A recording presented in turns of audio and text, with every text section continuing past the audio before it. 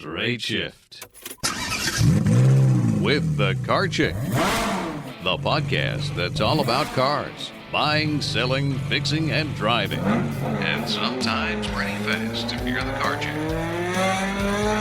Now here she is. Welcome everyone to part 2 of what I like to call a day in the life of a used car.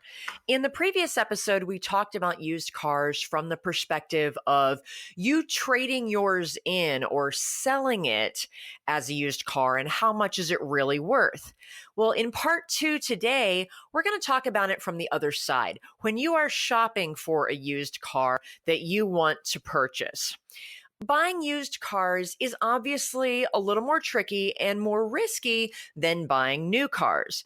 And the more used the car is that you're looking for, meaning the older and higher mileage, because, it'll be cheaper, but that means there's even more risk involved.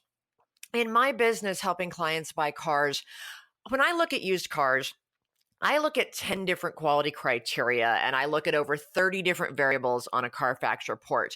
And so I have a process that minimizes the risk as much as humanly possible.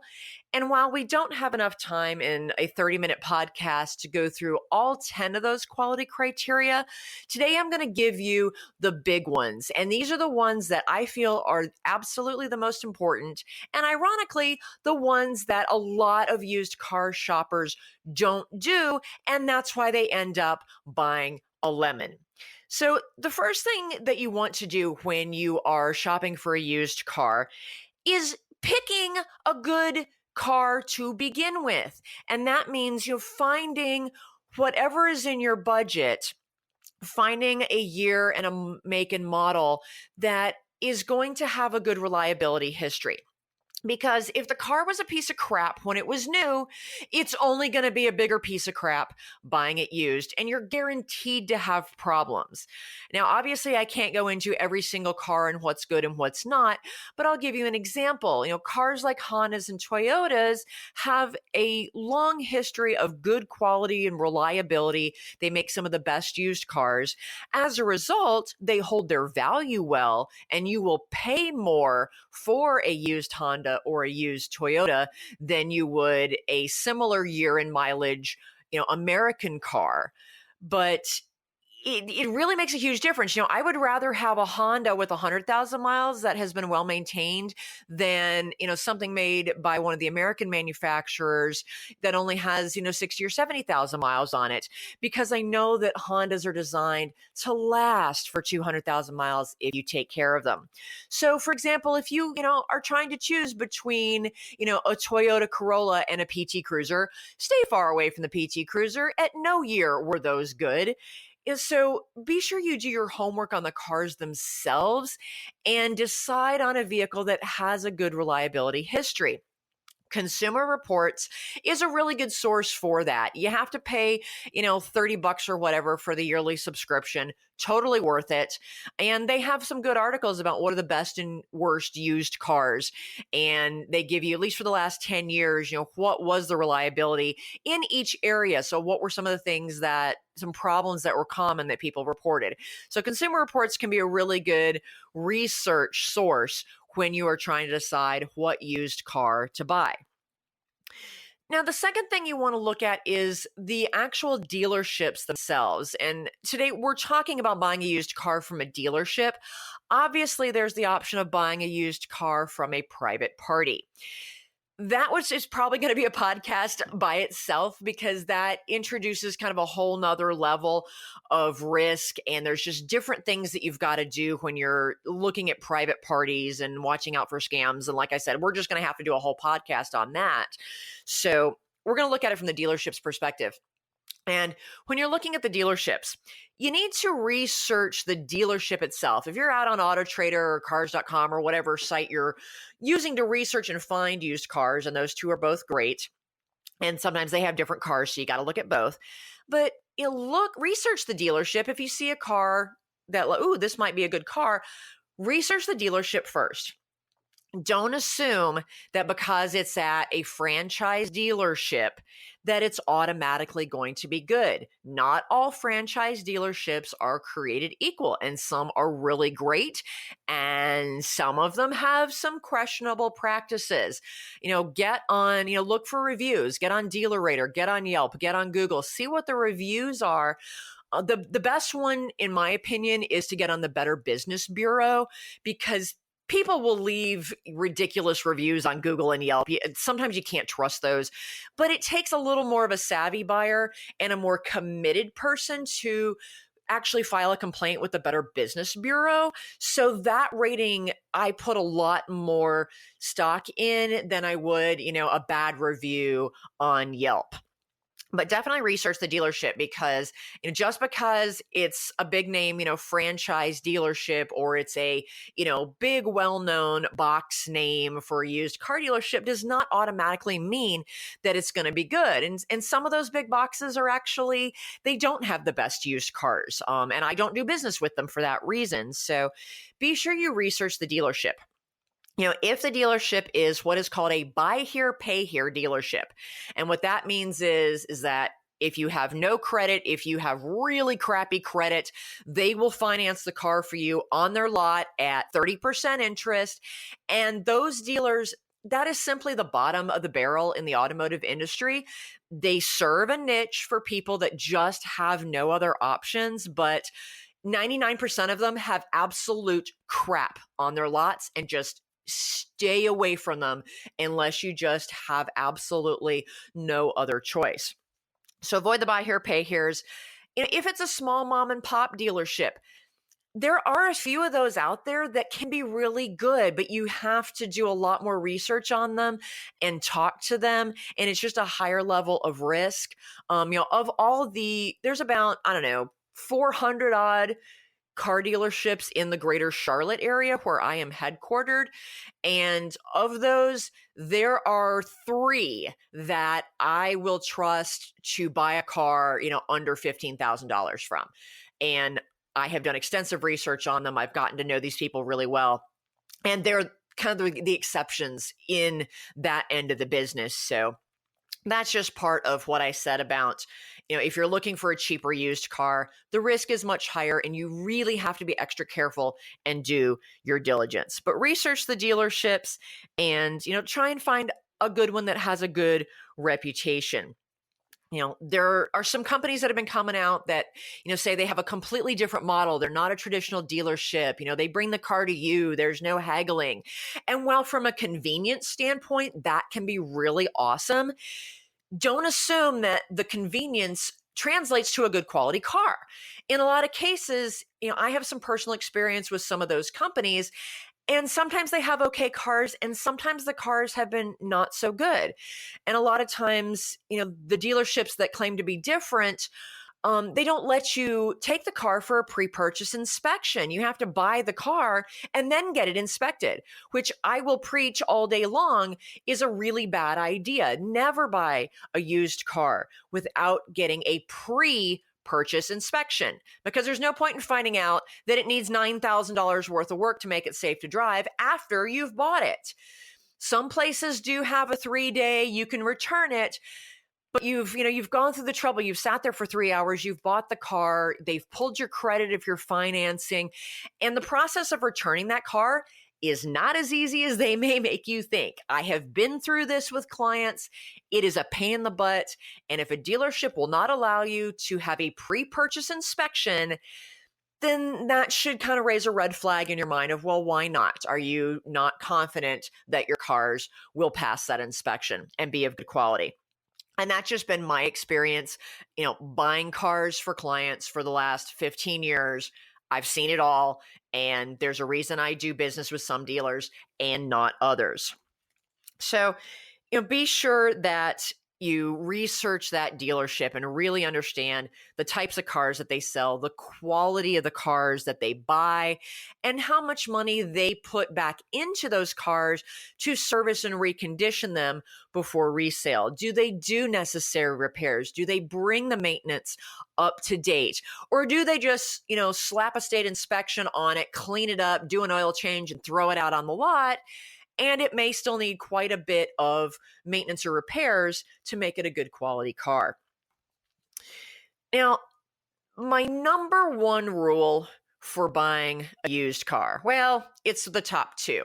Pre-purchase inspection is definitely at the top, but right up there next to it is Carfax.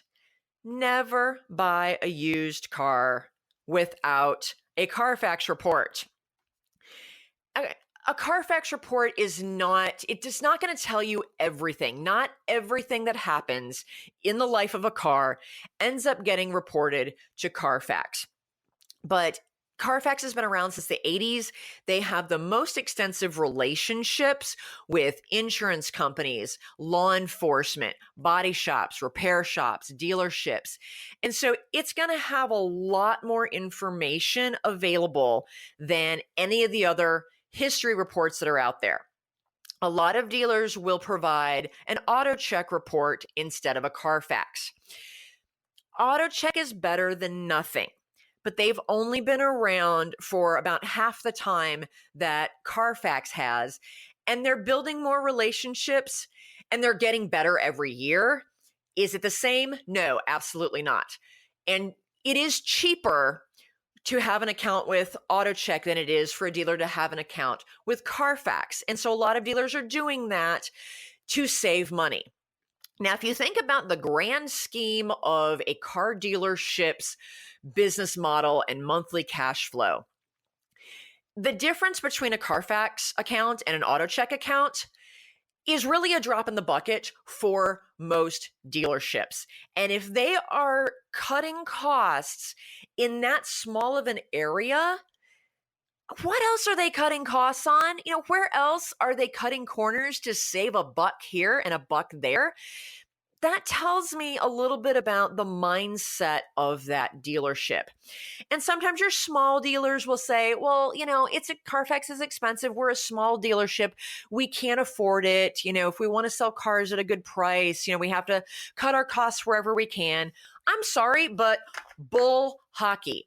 I know several just tiny mom and pop dealerships that are Carfax certified dealers, and their business model works. They still do a great job on their cars. They recondition them well. They do the Carfax reports, and they still make money and stay in business. So if a dealer says that Carfax is just too expensive, then I start to question their business model and how they're running their business. So that's kind of a red flag for me if they say they don't provide Carfax. Does that mean you shouldn't buy a car from them?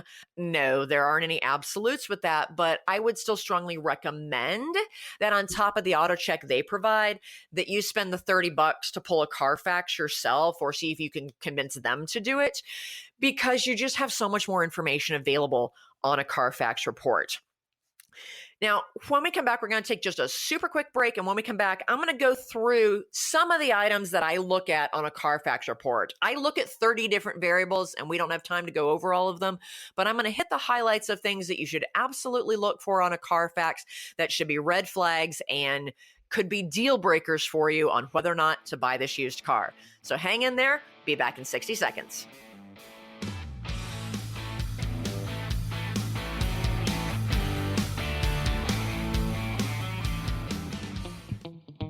Do you hate car shopping? Do you worry about being taken advantage of or about finding the right car at a fair price?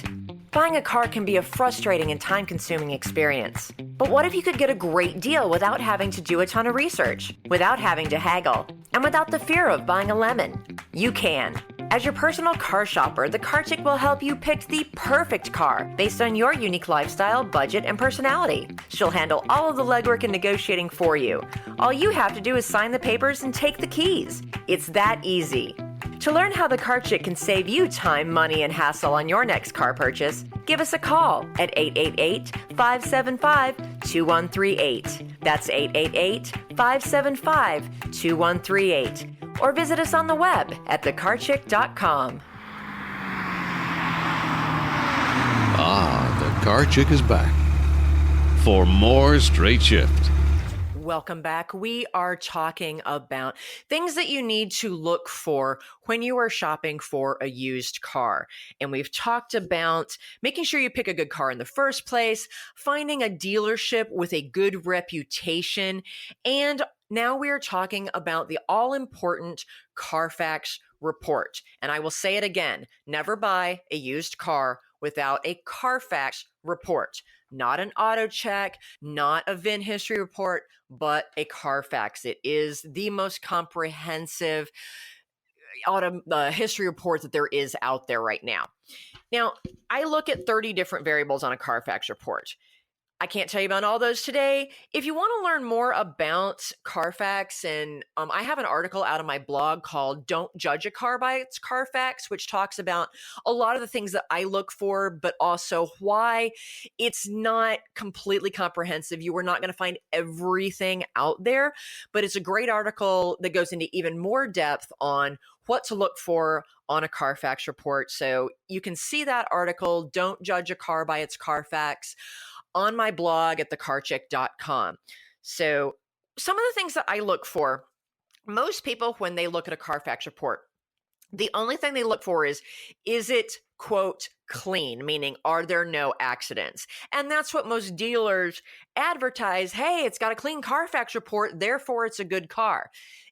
Not necessarily. That is only one small piece of data, but it is one that you should look for. Now, if a car has been in an accident, that's not necessarily an absolute deal breaker. It may be for you personally. You may decide, no, I don't want anything that's ever been in any sort of accident. But there's accidents and there's accidents. And I don't call them accidents. I call them crashes. But because there's no accident, it's just people not paying attention. But, is it an accident that was significant? And there was, obviously if there was structural damage to the car and if it, caused the car to, be totaled by the insurance company and now it has a salvage title, obviously you don't want to have that at all. That is a deal breaker for, 99% of the people out there. But it might have been something as simple as they got their bumper tapped in the grocery store parking lot.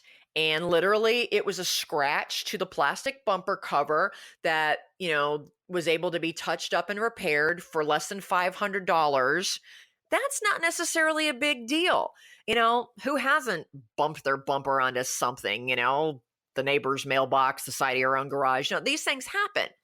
And so, especially if it's a car that you plan to keep forever, you're not as worried about resale value, or if it's for a teenager who has a higher chance of wrecking it again anyway.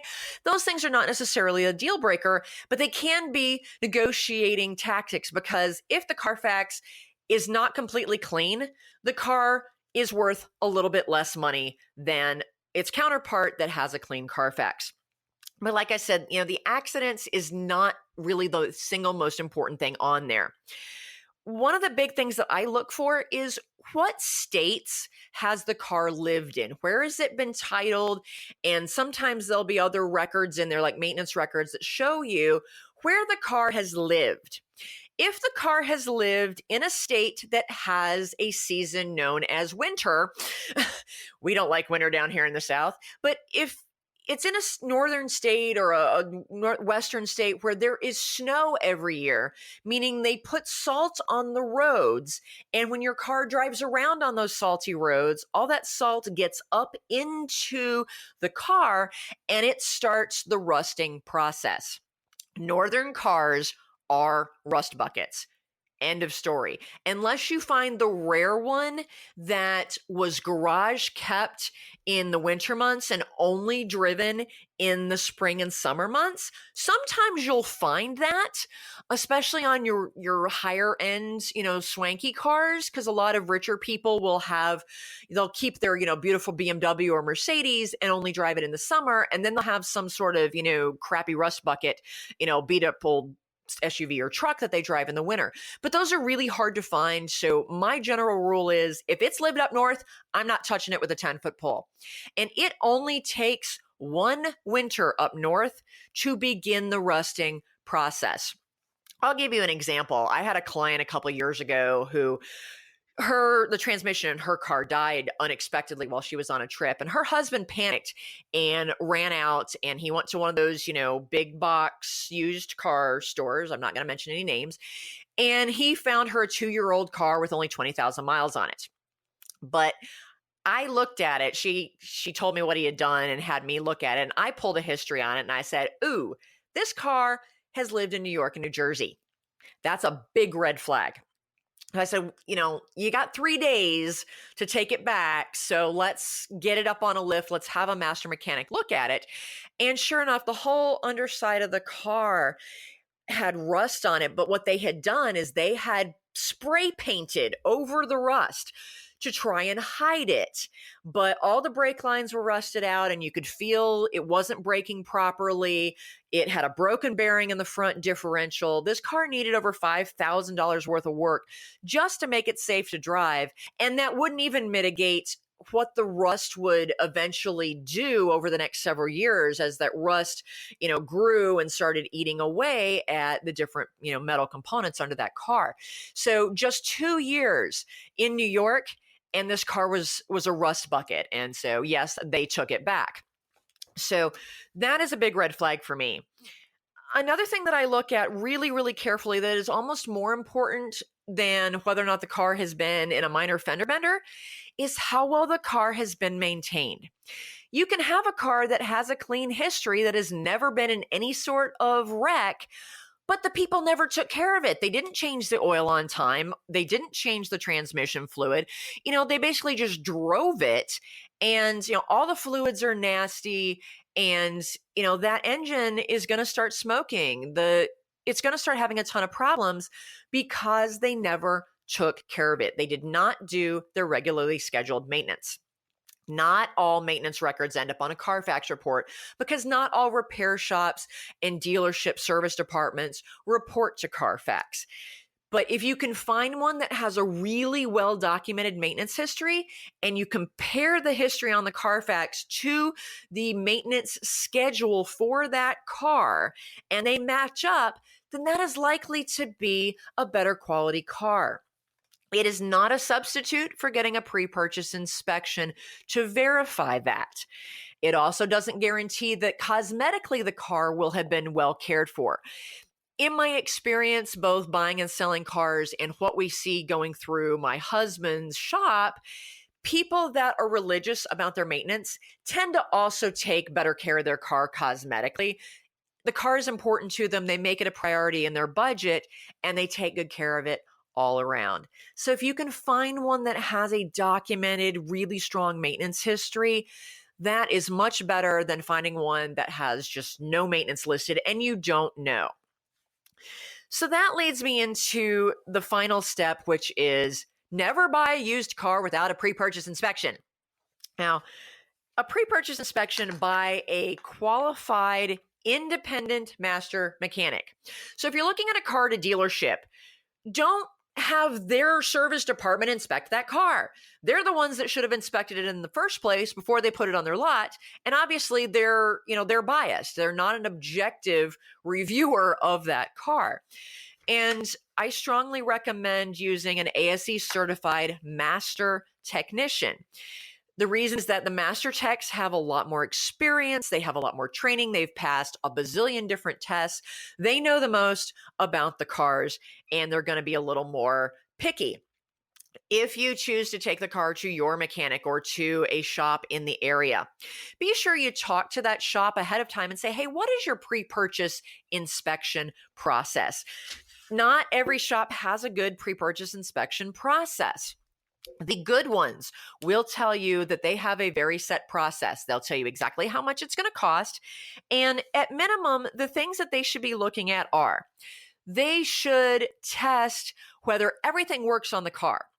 And I'm not talking just about the engine and transmission. They should test, does the sunroof open and close properly? Does the CD player work? Does the nav system work? Do all the windows roll up and down properly? Do all the locks lock and unlock properly? They should be testing all the functionality of all the bells and whistles on the car. They should also be looking for, is there any sign of flooding Is this a flood car? Has this car ever been in any accidents? Is there signs of hail damage? They should be able to see these things. And the way they do it is they look to see there are certain telltale signs. They may have to pull back some of the upholstery and kind of look underneath the seats to see if there are any water stains, looking in the trunk, looking on the paint. They can tell as they're stippling on the paint, that's a sign of it having been repainted. Do the body panels line up? Does it look like, certain parts are newer than other parts, like your radiator supports? Those are signs that the car has been wrecked and repaired. And they can tell if those repairs have been done properly. Some shops will even go so far as before they do any of that, they'll pull a Carfax for you and they will look for any of the major warning signs on the car. That's pretty rare, but some good shops will do that. And finally, they should look at whether or not the car is the maintenance up to date and does it look like the car has been well maintained. They can look at the oil dipstick and kind of around the oil cap to look for staining, which is a sign that no, it's not had regular oil changes. Do the fluids look like they've been maintained or are they nasty and have not been done? They will be able to identify, anything that the car needs maintenance wise and if it has been well cared for. Obviously, they should be able to tell also if it's been smoked in. That's a big deal breaker for me. And the only way to really tell is to have somebody stick their nose in it and be like, yep, I can tell. Because a lot of times the dealers will do what's called a smoke bomb. It's a detail thing and they bomb the car. It's a treatment for the interior that basically covers up the smell of smoke, and it works well in the short term. A good mechanic that has a lot of experience will be able to know that smell and be like, oh yeah, they smoke bombed this car. The problem is the next time it is hot and humid, everything will open up. The kind of the pores of the interior of the car will open up, and that smoke that has seeped into the upholstery and the plastics in the dash, the leather, that will all come back out. So if a car has been smoked in and you are a avid non-smoker and that will bother you, just stay far away. So a good trained mechanic should be able to tell all of those things. Now, if you don't have a good mechanic, or if the car you're looking at is a little bit too far away, maybe it's 2 or 3 hours away from you and you don't want to drive all the way and find a place and take it and get inspected, there is a company called the Lemon Squad. And all they do nationwide are pre-purchase inspections, and they use only master certified technicians. I have known the owner, Andy, for several years now, and we actually worked together when he first started the company, and I gave him feedback, and he, tailored a few of his processes to meet my needs. And I have used him everywhere from New York to California, and I have had very good results. They go on site to the dealer or to a private party and do the inspection on site. They can't put it up on a lift. So there's not, they can't find absolutely everything, but no mechanic can really find absolutely everything on the car, except maybe my husband, who is the most anal mechanic on the planet. But they really do a great, thorough job. They send you a million pictures. They bring a scan tool. They plug into the car's computer. They also check to see if there's been any codes in the history that have been cleared out. It's the most thorough inspection that I have found outside of a good quality shop. And I have sent them to places like in the middle of nowhere in Georgia that I'm like, oh, surely they're not going to have a mechanic that can go there. Oh yeah, they did. They have managed to do it anywhere I have thought to send them in the country. So you can learn more about them at lemonsquad.com. And hopefully this has been helpful to you, because that pre-purchase inspection is just so critically important to know truly what is the quality of the car that you're looking to buy. So pick a good car in the first place.